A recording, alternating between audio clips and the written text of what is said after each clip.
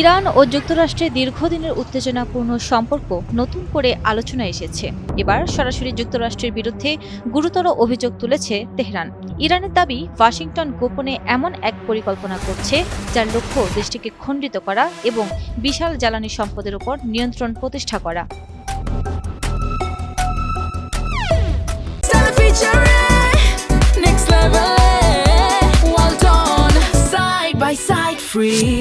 সোমবার ৯ মার্চ তেহরানে আয়োজিত এক সংবাদ সম্মেলনে ইরানের পররাষ্ট্র মন্ত্রণালয়ের মুখপাত্র ইসমাইল বাঘাই কঠোর ভাষায় যুক্তরাষ্ট্রের সমালোচনা করেন। তিনি বলেন, সাম্প্রতিক রাজনৈতিক ও সামরিক পরিস্থিতি বিশ্লেষণ করলে স্পষ্ট বোঝা যায় যে যুক্তরাষ্ট্রের নীতির পেছনে একটি সুপরিকল্পিত কৌশল কাজ করছে।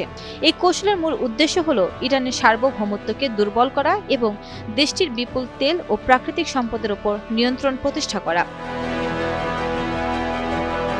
বাঘাই দাবি করেন, ওয়াশিংটনের বিভিন্ন রাজনৈতিক বক্তব্য, নিষেধাজ্ঞা নীতি এবং আঞ্চলিক কৌশলগত পদক্ষেপ একত্রে বিশ্লেষণ করলে বোঝা যায় যে ইরানকে দুর্বল করার একটি দীর্ঘমেয়াদী পরিকল্পনা বাস্তবায়নের চেষ্টা চলছে। তার ভাষায়, আমেরিকার এই পরিকল্পনার উদ্দেশ্য এখন দিবালোকের মতো পরিষ্কার। তারা কেবল রাজনৈতিক চাপ সৃষ্টি করছে না, বরং ইরানের অভ্যন্তরীণ স্থিতিশীলতা ক্ষুণ্ণ করার চেষ্টা করছে।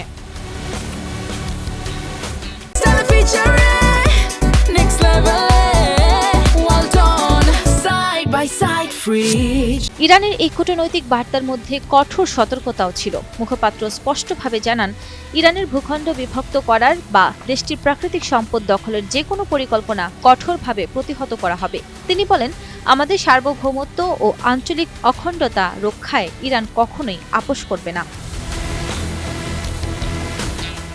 অন্যদিকে ওয়াশিংটনের পক্ষ থেকে এই বিষয়ে আনুষ্ঠানিক কোনো প্রতিক্রিয়া এখনও প্রকাশ করা হয়নি।